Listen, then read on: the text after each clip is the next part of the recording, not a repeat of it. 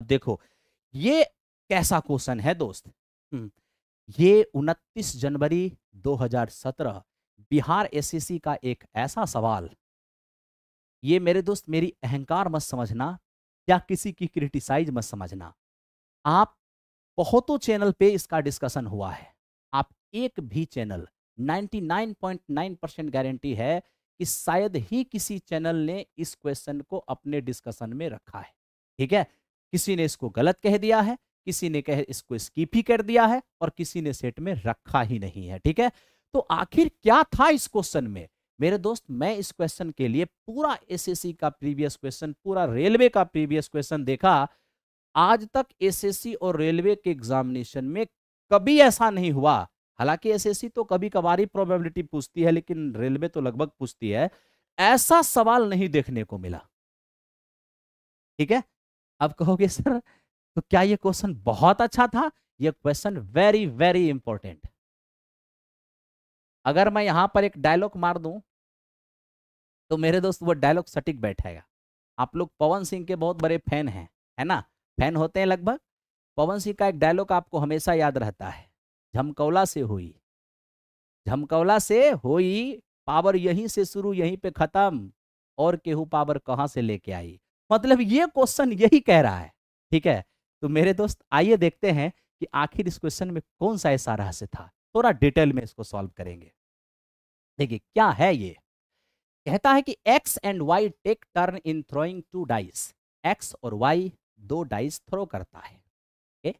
The first to throw sum 9 being awarded.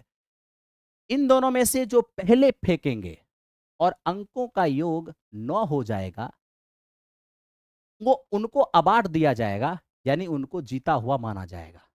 फिर क्या लिखता है, find the ratio of probability of their winning. उनके जीतने की, मतलब एक्स के भी जीतने की और वाई के भी जीतने की जो प्रोबेबिलिटी होगा, उनका रेशियो बताइए क्या होगा। लास्ट में ये कह दिया कि if X has the first throw, अगर सर्वप्रथम थ्रो करने वाले एक्स हैं। उसी को हिंदी में बड़ी शॉर्ट लैंग्वेज में लिखा, एक्स और वाई दो पासे फेंकते हैं, एक्स खेल की शुरुआत करता है, उनके सर्वप्रथम 9 आने की संभावना का अनुपात क्या होगा। ये थोड़ा सा लैंग्वेज को हिडन कर लिया है। ठीक है, लेकिन अंडरस्टैंडिंग अगर ध्यान से देखेंगे तो वही मिलेगा। मेरे दोस्त मैं आपसे एक सवाल पूछता हूं। पहले तो ये बताओ कि अगर दो डाइस को हम फेंकेंगे तो मेरे मित्र डाइस को फेंकने के बाद उस पर 1 2 3 4 5 और 6 इन्हीं में से कोई आएगा। आप कहोगे हाँ। एक डाइस को जब हम फेंकते हैं तो 6 घटना घटती है, जब हम दो डाइस को फेंकते हैं तो टोटल 36 घटना घटती है। यस और नो? आप कहोगे यस। मेरे दोस्त हमें क्या चाहिए, अंकों का योग 9 चाहिए। अब आपको समझना यह होगा कि अंकों का योग 9 कैसे होगा। अंकों का योग 9 तब होता है जब पहला पर 3 दूसरा पर 6, या पहला पर 6 दूसरा पर 3, है ना, पहला पर 4 दूसरा पर 5, या पहला पर 5 और दूसरा पर 4 होता है। इसका मतलब साफ हो गया कि सम ऑफ डिजिट 9 हो, ऐसा केवल और केवल 4 ही इवेंट बनता है। यस और नो? आप कहोगे यस। तो सबसे पहले मेरे दोस्त प्रोबेबिलिटी अंकों का योग 9 आने की, तो कहोगे सर 4 ऐसा इवेंट है जिसमें अंकों का योग 9 आएगा। दो डाइस को फेंकेंगे तो टोटल इवेंट 36, यानी कि 1/9 हो जाएगा प्रोबेबिलिटी। क्या चीज का? अंकों का योग 9 आने का। ठीक है, अब हम कहते हैं अंकों का योग 9 नहीं आने की प्रोबेबिलिटी। आप तो जानते हैं किसी घटना के घटने और नहीं घटने की प्रोबेबिलिटी का योग 1 होता है। अगर 1 में से घटने की प्रोबेबिलिटी हटा दें तो नहीं घटने की प्रोबेबिलिटी आएगा, और 1 में से नहीं घटने की प्रोबेबिलिटी हटा दें तो घटने की प्रोबेबिलिटी आएगा। तो आज हम 1 में से अंकों का योग 9 आने की प्रोबेबिलिटी घटा देंगे, तो ये जो 8/9 आएगा, अंकों का योग 9 नहीं आने की प्रोबेबिलिटी आ जाएगा। आप सबसे पहले यहां क्या कर लीजिए मेरे दोस्त, ए के जीतने की संभावना, चूंकि सर्वप्रथम ए थ्रो कर रहा है तो हम ए के जीतने की प्रोबेबिलिटी निकाल लेते हैं, और 1 में से इसको घटा देंगे तो बी के जीतने की प्रोबेबिलिटी अपने आप आ जाएगा। हाँ या ना? आप कहोगे हाँ। मेरे दोस्त मुझे ये बताओ, थ्रो एक्स करे या थ्रो वाई करे? 9 आने की प्रोबेबिलिटी क्या होगा? 1/9 सॉरी, ध्यान से देखना, थ्रो x करे या थ्रो y करे, अंकों का योग 9 आने की प्रोबेबिलिटी क्या होगा? 1/9 ही होगा। क्यों? क्योंकि अंकों का योग 9 आने का जो इवेंट है वो 4 है। तो अगर आप x के लिए अंकों का योग 9 आने की प्रोबेबिलिटी निकालेंगे तो भी 4/36, y के लिए 9 आने की प्रोबेबिलिटी निकालेंगे तो भी 4/36, यानी x फेंका अंकों का योग 9 हो, प्रायिकता 1/4 हो, y फेंका अंकों का योग 9 हो, प्रोबेबिलिटी 1/4 हो, और दोनों के लिए ही 9 नहीं आने की प्रोबेबिलिटी का मान 8/9 ही होगा, क्योंकि एक में से 1/9 घटाएंगे तो 8/9 हो जाएगा। मेरे भाई, अगर मैं यहां पर विनिंग ऑफ ए यानी ए के जीतने की संभावना अगर निकालूंगा तो आप क्या कहोगे कि सर ए ने फर्स्ट थ्रो किया होगा और हो सकता है कि पहले ही बार में अंकों का योग 9 आ गया होगा, या मेरे दोस्त ऐसा हो सकता है, प्रोबेबिलिटी में या का मतलब प्लस होता है, या ऐसा हो सकता है ए ने थ्रो किया और उस पर अंकों का योग 9 नहीं आया, ए मतलब यहां पर x है। तो जब आपने x थ्रो किया और अंकों का योग 9 नहीं आया, तो अब मेरे दोस्त y थ्रो करेगा, और आप जानते हैं कि y को जीतने देना नहीं है, यानी कि y थ्रो करे तो अंकों का योग 9 आए, ऐसा होने नहीं देना है। मतलब y के लिए भी अंकों का योग 9 नहीं होने वाली प्रोबेबिलिटी लिखना है, क्योंकि y को जीतने ही नहीं देना है, क्योंकि हम जीतने किसको दे रहे हैं? a को, a के जीतने की प्रोबेबिलिटी निकाल रहे हैं, है ना। तो मेरे दोस्त x ने पहली बार फेंका, अंकों का योग 9 नहीं आया, अब y फेंकेगा, अंकों का योग y 9 y के लिए आने देना नहीं है, क्योंकि y को जीतने देना नहीं है। अब दूसरी बार a फेंकेगा तो हो सकता है कि दूसरी बार में a मतलब कि x के अंकों का योग 9 आ जाए। मेरे दोस्त बार बार a आ रहा है ना दिमाग में, तो ऐसा करते हैं कि x के जगह a रख देते हैं, y के जगह b रख देते हैं, x के जगह 1 रख देते हैं, y के जगह b रख देते हैं, तो x के जगह मेरे दोस्त क्या हो जाएगा? a हो जाएगा, है ना। इसलिए मेरे दोस्त a पे ही इसको सॉल्व कर देते हैं। ओके, अब यहां ध्यान दो, एक बार फिर से इसको समझा देते हैं। विनिंग ऑफ a यानी a के जीतने की जब हम प्रोबेबिलिटी निकालते हैं, तो पहली बार मान लो a ने थ्रो किया और अंकों का योग पहले ही बार में 9 आ गया, या तो ये घटना घट सकती है, या क्या होगा, ए ने मेरे दोस्त थ्रो किया, अंकों का योग 9 नहीं आया, यानी ए पहली बार में नहीं जीत। अब बी थ्रो करेगा, बी को जीतने देना नहीं है, तब तो बी के लिए भी अंकों का योग 9 नहीं आने की प्रोबेबिलिटी लिया जाएगा। ए फेंक दिया, बी फेंक दिया, अब दूसरी बार ए फेंकेगा और हो सकता है कि दूसरी बार में ए जीत जाए। फिर आपके दिमाग में यह बात आएगा कि सर जरूरी है कि ए दूसरी बार में ही जीतेगा? हो सकता है ए ने पहली बार भी फेंका, अंकों का योग 9 नहीं आया, दूसरी बार फेंका, वहां भी अंकों का योग 9 नहीं आया। कोई बात नहीं, आप सही सोच रहे हो। अब देखो सर, ए ने थ्रो किया, अंकों का योग 9 नहीं आया, अब बी करेगा, बी को जीतने देना नहीं है, फिर ए थ्रो करेगा, अंकों का योग 9 नहीं आया, अब बी करेगा, बी को जीतने देना नहीं है, तो तीसरी बार जब ए थ्रो करेगा तो हो सकता है कि ये तीसरी बार में जीत जाए। या ऐसा भी तो हो सकता है, आप कहोगे क्या, ए ने थ्रो किया, अंकों का योग 9 नहीं आया, बी थ्रो किया तो बी को जीतने देना नहीं है। जीतने देना नहीं है इसका क्या मतलब है कि बी के भी अंकों का योग 9 नहीं आने देना है, मतलब अंकों का योग 9 नहीं आने वाली इवेंट को ही लिखना है। ठीक है, अब देखो पहली बार में ए फेंका, 9 नहीं आया, बी को जीतने देना नहीं है, फिर ए फेंकेगा, अंकों का योग 9 नहीं आया, अब बी फेंकेगा, बी को जीतने देना नहीं है, तीसरी बार ए फेंका और यहां भी 9 नहीं आया, अब बी फेंकेगा, बी को जीतने देना नहीं है, चौथी बार में मेरे दोस्त ए फेंका और चौथी बार में जीत गया। मेरे भाई, इसी तरह की ये इवेंट जो है इनफाइनाइट तक चलता रहेगा, यानी पहली बार फेंका जीत गया, दूसरी बार में जीतेगा, या तीसरी बार में जीतेगा, या चौथी बार में जीतेगा, या ए 5वीं बार में जीतेगा, या ए 6ठी बार में जीतेगा, या ए 7वीं बार में जीतेगा, या ए 1000वीं बार में जीतेगा। ये इनफाइनाइट तक इसी तरह से इवेंट चलता रहेगा। अब मैं आपसे ये पूछता हूं कि मेरे दोस्त, ये हमारे पास ये जो आप देख रहे हैं, क्या मैं इसको probability of E, probability of, मतलब इसको इस तरीके से क्या मैं अलग अलग लिख सकता हूं क्या? आप कहोगे हाँ सर, बिल्कुल लिख सकते हो, क्योंकि बीच में गुना का ही तो चिन्ह है। ये आप देख रहे हो, ये भी क्या हो जाएगा, एकदम ध्यान से देखना।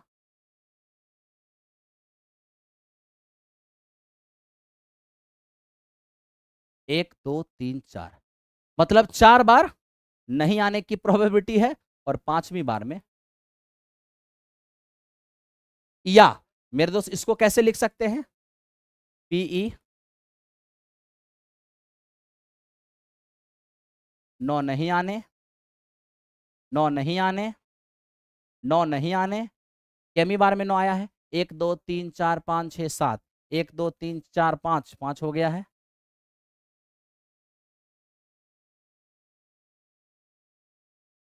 ठीक है, अब आप खुद बताइए सर, एक बात पूछता हूं, ये तो आपका 1/9 है, आप कहोगे हाँ, प्लस अंकों का योग 9 नहीं आने की प्रोबेबिलिटी 8/9, 8/9, 8/9, सॉरी 8/9 गुने 8/9, और ये तो 9 आने की प्रोबेबिलिटी 1/9 है, तो 8/9 गुने 8/9 ये क्या होगा? 8/9 की होल स्क्वायर इंटू 1/9, प्लस मेरे दोस्त यहां पर देखोगे, अंकों का योग 9 नहीं आने की जो इवेंट है, यानी प्रोबेबिलिटी है, वो मेरे मित्र 4 बार है, यानी कि 8/9, 8/9, 8/9, 8/9, मेरे मित्र 8/9 यहां पर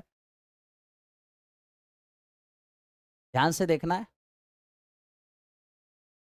सजावट में पहली बार, दूसरी बार, तीसरी बार में जीता है, ठीक है। यहां मेरे दोस्त दूसरी बार में जीता है, यहां तीसरी बार में जीता है, अच्छी बात है, ठीक है। चलिए, तो मेरे दोस्त यहां पर ये हमारे पास 4 हो गया, और यहां ये जो है अंकों का योग 9 आने की प्रोबेबिलिटी 1/9। अब यहां क्या देखेंगे?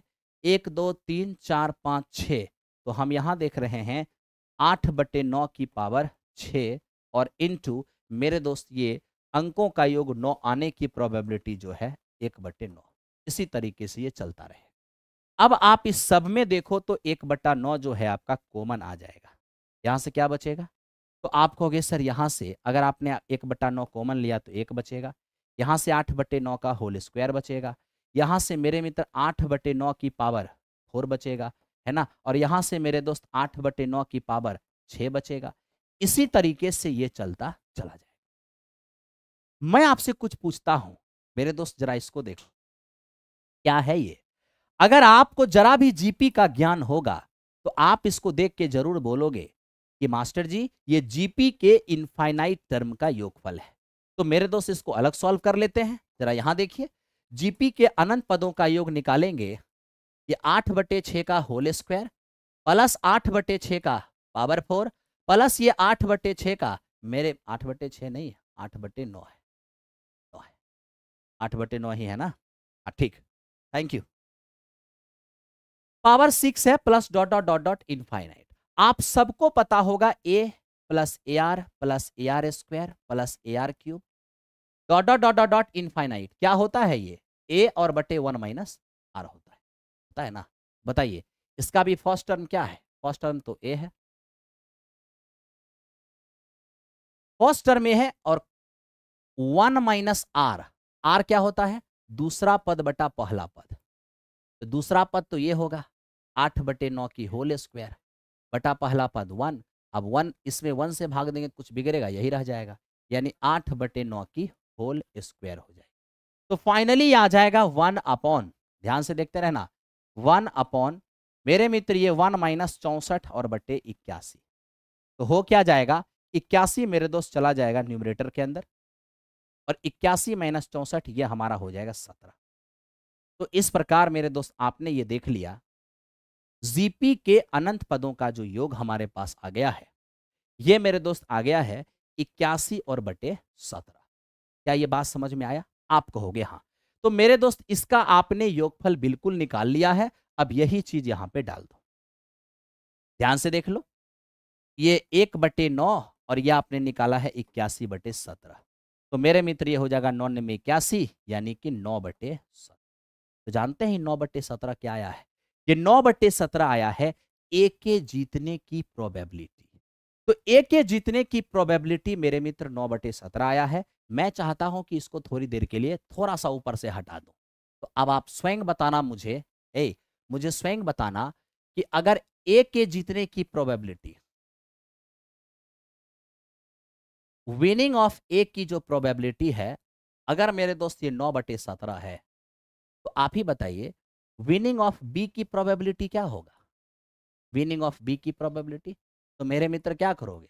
1 में से ए के जीतने की संभावना को हटा दो, बी के जीतने की संभावना अपने आप आ जाएगा। आएगा तो रियल में वो ए के हारने की संभावना, लेकिन ए हारेगा मतलब बी जीतेगा, है ना? तो मेरे दोस्त ये हो गया ए के जीतने की संभावना, ये हो गया बी के जीतने की संभावना। तो आपसे विनिंग ऑफ ए और मेरे मित्र विनिंग ऑफ बी की प्रो रेशियो मांगा था। तो भैया ए के जीतने की संभावना 9/17 आया है और बी के जीतने की संभावना 8/17 आया है। 17 से 17 कटेगा, 9:8 इस क्वेश्चन का आंसर होगा। आई होप कि आपको यह बात समझ में आ गया होगा। मेरे दोस्त ये डेंजरस क्वेश्चन में से एक था, लेकिन ये आपको समझाने के लिए मैंने इतना लिखा है। इसको मेरे दोस्त एग्जाम हॉल के अंदर शॉर्टकट में भी बनाया जा सकता है। अब देखिए एग्जाम हॉल के अंदर शॉर्टकट में कैसे बनाते हैं वो भी आपको समझा देता हूं। इतना ये सब कुछ हटा करके मैं आपको पेपर के अंदर इसको कैसे शॉर्टकट में बनाया जाएगा वो दिखाता हूं। ध्यान से आप लोग देखिए इसको, ठीक है? पेपर के अंदर इसको शॉर्टकट में कैसे बनाएंगे वो देखिए। सबसे पहले मैंने आपको प्रोबेबिलिटी बताया है, 2 डाइस को फेंकेंगे, 6 का स्क्वायर 36 इवेंट होगी। दोनों डाइस पर आए अंकों का योग 9।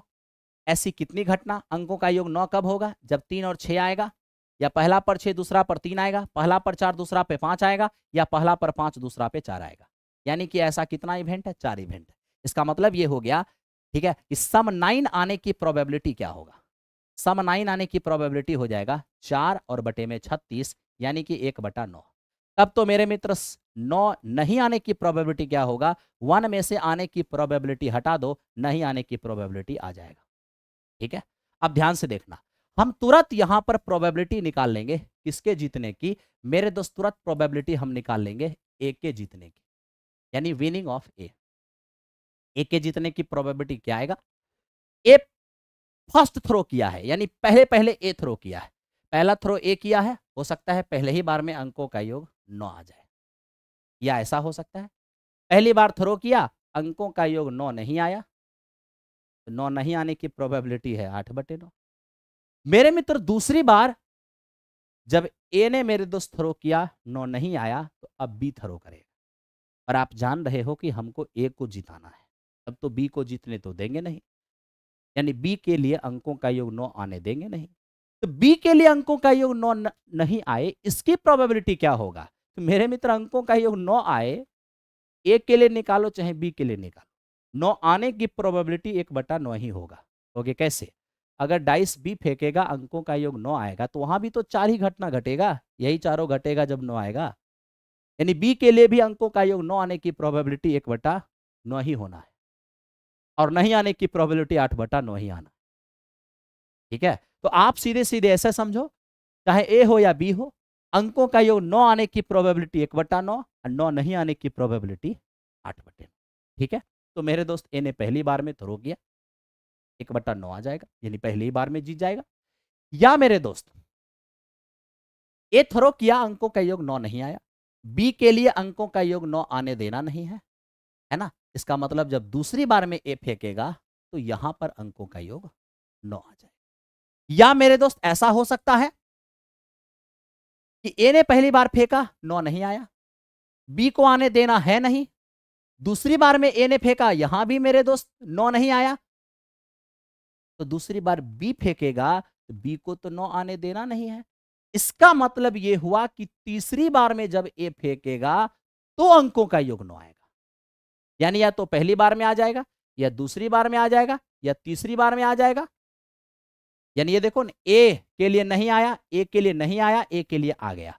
यानी ए पहली बार में फेंका तो अंकों का योग 9 आ गया, दूसरी बार फेंका तो आ गया, या तीसरी बार फेंका तो आ गया, या चौथी बार फेंका तो आ गया, या इनफाइनाइट टाइम्स फेंका तो आ गया। यानी ए या तो पहली बार में जीतेगा, नहीं तो दूसरी बार में जीतेगा, नहीं तो तीसरी प्रयास में जीतेगा, नहीं तो चौथी प्रयास में जीतेगा। मतलब ये पॉसिबिलिटी जो है उसके लिए बनता चला जाएगा, कभी खत्म ही नहीं होगा। ठीक है, तो मेरे दोस्त ये सीरीज इसी तरह से इनफाइनाइट तक चलता चल जाएगा। अब हम देख रहे हैं कि सब में 1/9 कॉमन है, तो हम 1/9 कॉमन कर लेंगे। यहाँ पर ये 1 हो जाएगा, यहाँ पर ये 8/9 की होल स्क्वायर हो जाएगा, और मेरे मित्र यहाँ पर 8/9 की पावर 4 हो जाएगा, और इसी तरीके से ये चलता रहेगा इनफाइनाइट। ये तो 1/9 अपने जगह पे ही रहेगा, लेकिन ये जीपी है, और जीपी के अनंत पदों का योग क्या होता है मेरे मित्र? a/1 - r। r क्या होगा? दूसरा पद बटा पहला पद, इसमें से भाग देंगे तो मेरे मित्र 8/9 का होल स्क्वायर। यानी कि हम डायरेक्ट कह सकते हैं कि इसमें से भाग देंगे तो 8/9 का स्क्वायर ही आएगा, यानी 64/81। ठीक है, तब तो ये 1/9 हो जाएगा, 81 ऊपर चला जाएगा, नीचे 17, यानी कि 9/17। 9/17 जो है वो ए के जीतने की प्रोबेबिलिटी है। अगर हम बी के जीतने की प्रोबेबिलिटी निकालेंगे, 1 में से ए के जीतने की प्रोबेबिलिटी को घटा दो तो बी के जीतने की प्रोबेबिलिटी अपने आप आ जाएगा। अब मेरे दोस्त हम यहां पर ए के जीतने की प्रोबेबिलिटी और मेरे दोस्त बी के जीतने की प्रोबेबिलिटी का अगर रेशियो लेने चले जाते हैं तो इस प्रकार हमारे इस क्वेश्चन का आंसर मेरे भाई 9:8 हो जाएगा। ऑप्शन नंबर ए इस क्वेश्चन का आंसर हो जाएगा। आई होप कि आपको यह बात समझ में आ गया होगा। ठीक है, चलिए, तो मैंने थोड़ा टाइम लिया, लेकिन ये बेहतरीन क्वेश्चन है। आपको मैं फिर कह रहा हूं, एक बार आप सभी चैनलों का एक बार मुआयना करके देखना कि क्या वाकई ये क्वेश्चन कराया गया है।